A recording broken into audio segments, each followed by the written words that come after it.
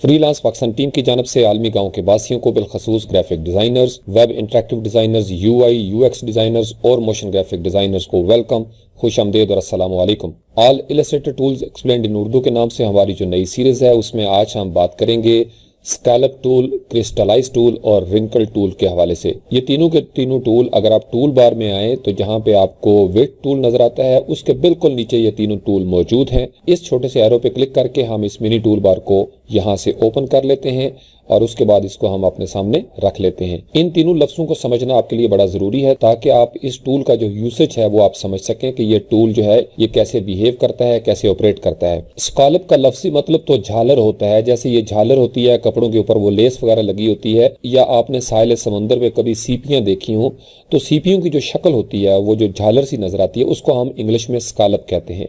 दूसरे नंबर पे है क्रिस्टलाइज। कभी बर्फबारी हो रही हो या रात को अगर फर्ज कर लें स्नोफॉल हुई है, बर्फबारी हुई है, तो सुबह आप देखेंगे कि मुख्तलिफ उसके क्रिस्टल जो है वो हमें नजर आते हैं शाखों से नीचे लटके हुए। जहां जहां वो पानी होगा, नमी होगी तो वो क्रिस्टलाइज हो जाती है।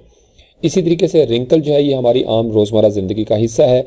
माँ बाप जब बूढ़े हो जाते हैं, हम लोग जब बूढ़े हो जाएंगे तो हमारे हाथों पे वो झुर्रियां जो पड़ जाती हैं वो उनको हम कहते हैं रिंकल। तो अगर हम यहाँ पे आके पिक्साबे पे देखते हैं, चूंकि मैंने यहाँ से पहले 3 लिंक निकाल के रख लिए थे ताकि आपको समझने में आसानी हो, तो ये पहला लफ्ज है स्कैलप।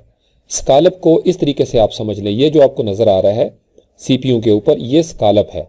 यहाँ पे ये वाज़े तौर पर आप देख सकते हैं इस चीज को, ये जो झालर सी होती है इस सारी चीज को कहते हैं स्कैलप। दूसरे नंबर पे है क्रिस्टलाइज। क्रिस्टलाइज आम सा लफ्ज है, क्रिस्टल बन जाते हैं छोटे छोटे। डायमंड्स की जब कटाई होती है या शीशे की कटाई होती है तो उसमें भी हमें छोटे छोटे क्रिस्टल्स नजर आते हैं। इसी तरीके से ये बर्फबारी में इस तरह की सूरत हाल आपने अक्सर देखी होगी। तो ये जो इस तरह की सिचुएशन होती है इसको हम कहते हैं अंग्रेजी जुबान में क्रिस्टलाइज। तीसरे नंबर पे है रिंकल। रिंकल आम सा लफ्ज है, आप लोग सब समझते हैं। अगर आप हाथी को गौर से देखें तो ये सामने जो है ये सारे हमें रिंकल्स नजर आ रहे हैं।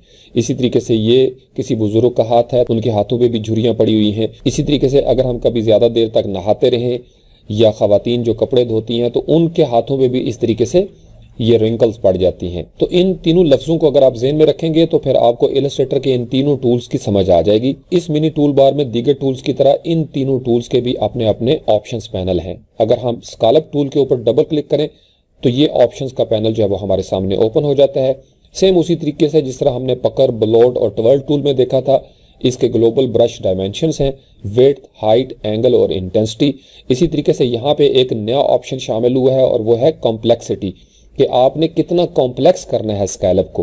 क्योंकि हम जब ऑब्जेक्ट्स के ऊपर, शेप के ऊपर स्कैलप बनाएंगे तो उसकी कॉम्प्लेक्सिटी का लेवल कितना होना चाहिए। उसके बाद नीचे है डिटेल का, फिर ब्रश इफेक्ट्स, इन टेंजेंट हैंडल्स और आउट टेंजेंट हैंडल्स, यानी जो इनवर्ड हो रहे हैं वो कितने उसके इफेक्ट होंगे और जो आउटवर्ड हो रहे हैं वो कितने होंगे उस चीज में। इसी तरीके से बाकी आपका जाना पहचाना ये इससे पहले हम डिस्कस कर चुके हैं। यहाँ पे रीसेट होगा, यहाँ से ओके होगा और यहाँ से हम कैंसिल कर देते हैं। नेक्स्ट टूल जो है क्रिस्टलाइज, उसके ऊपर डबल क्लिक करें तो उसके अंदर भी हमें यही सिचुएशन नजर आती है। यहाँ पे भी कॉम्प्लेक्सिटी का ऑप्शन मौजूद है। बाकी उसी तरीके से डिटेल है, फिर ब्रश इफेक्ट्स हैं। यहाँ पे एक चेक है ब्रश इफेक्ट्स एंकर पॉइंट्स, ये उसकी डिफॉल्ट सेटिंग है। तीसरे नंबर पे है हमारे पास रिंकल। रिंकल के ऊपर डबल क्लिक करेंगे, सेम वही ऑप्शंस हैं हमारे पास। यहाँ पे 1-2 चीजों का इजाफा हो गया है। हॉरिजॉन्टल जो है ये कितनी रिंकल्स हमने डालनी है और वर्टिकल जो है ये कितने परसेंटेज पे रिंकल्स होनी चाहिए। बाकी डिटेल है, ब्रश इफेक्ट्स है।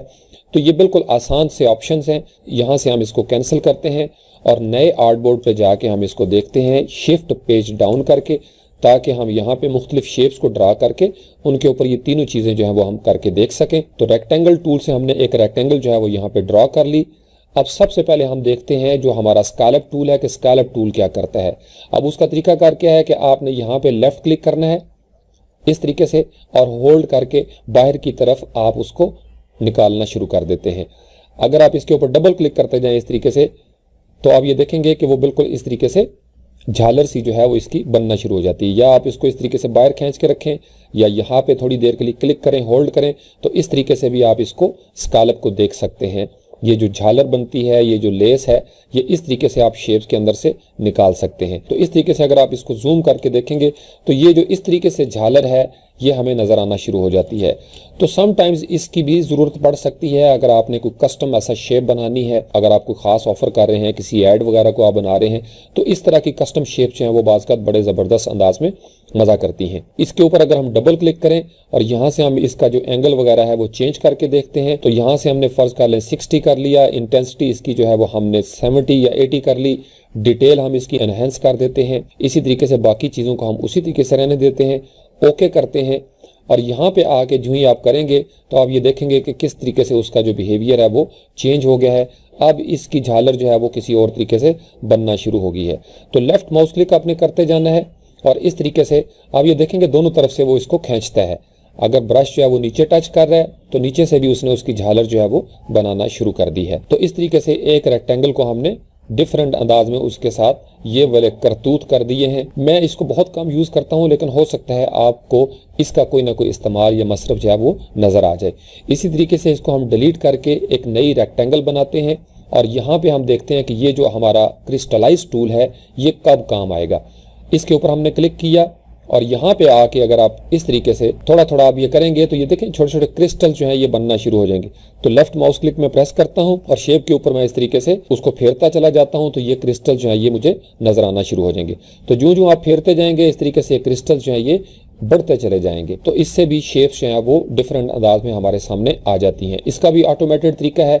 अगर आप यहाँ से डिलीट करते हैं, इसी तरीके से हम एक नई रेक्टेंगल बनाते हैं, क्योंकि पिछली रेक्टेंगल का हमने काफी हशर नशर कर दिया था। क्रिस्टलाइज टूल के ऊपर डबल क्लिक करें तो ये इसके ऑप्शंस का टूल पैनल हमारे सामने ओपन हो जाता है। यहाँ से हम इसकी इंटेंसिटी को लेट से कि हमने 100 कर दिया और कॉम्प्लेक्सिटी का लेवल जो है वो हम ले आते हैं 1 के ऊपर और यहाँ से हम कर लेते हैं इसको ओके। और यहाँ पे आप इस तरीके से क्लिक करते चले जाएंगे तो आपके सेट करदा ऑप्शंस के मुताबिक इसके जो क्रिस्टल्स हैं वो बनना शुरू हो जाएंगे। So you got the idea. इसी तरीके से जो लास्ट हमारा ऑप्शन है, मैंने इसीलिए इन तीनों टूल्स को एक ट्यूटोरियल में रखा था, चूँकि मैं ज़ाती तौर पर ख़ुद इनसे कोई ख़ास मुतासर नहीं हूँ, लेकिन हो सकता है कि आपको इनका कोई ना कोई पर्पस नज़र आ जाए।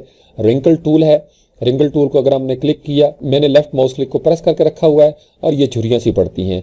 ये इन टूल्स में कदरे बेहतर है, इसलिए कि इसके अंदर जो इफेक्ट नजर आता है वो बाज़ का हमारी ख्वाहिश होती है, बाज़ का हमारा टेस्ट होता है कि यार हम स्प्लैटर्स के ऊपर कोई काम कर रहे हैं या हम कोई खास ऑफर जो है वो इस तरीके से बनाना चाहते हैं, तो समटाइम्स हमें शेप्स को इस तरीके से बनाने की भी जरूरत पड़ती है। तो आप इन तीनों टूल्स को यूज करके देखें, कभी हो सकता है आपको जरूरत पड़े। लेट्स से कि आप जैसे ये आपने कर लिया और अगर आप इसके ऊपर कोई खास ब्रश का यूज करेंगे तो आप ये अंदाजा लगाएंगे कि इससे हमें काफी अच्छा जो है वो इफेक्ट मिल जाता है। आप इसके ऊपर कोई ऑफर आप लिखना चाहते हैं, आप इसके ऊपर कोई टेक्स्ट लिखना चाहते हैं, लेट्स से कि हमने यहाँ पे लिखना शुरू कर दिया पैशन, तो PASSION, और इसका साइज जो है वो हम इंक्रीज कर लेते हैं पैशन का इस तरीके से, या यहाँ से हमने सिलेक्शन टूल को सिलेक्ट किया और इसको हम कर लेते हैं बड़ा। अब इस पैशन का जो कलर है वो हम कर लेते हैं जनाब यहाँ से येलोइश टाइप। तो इस तरीके से भी आप अपने प्रोजेक्ट्स के अंदर इन चीज़ों को यूज कर सकते हैं। हो सकता है आपको स्कैलप के अंदर कुछ चीज़ नजर आ जाए, हो सकता है आपको क्रिस्टलाइज के अंदर नजर आ जाए। मैंने जाती तौर पर रिंकल्स वाला जो टूल है इसको 4-5 प्रोजेक्ट्स के अंदर यूज किया है। ये एक अच्छा टूल है, इसके बहुत सारे क्रिएटिव पर्पस हो सकते हैं, वो जब आप इसको एक्सप्लोर करेंगे तो फिर आप इंशाल्लाह ताला इन चीज़ों को पिक कर जाएंगे। Thank you very much.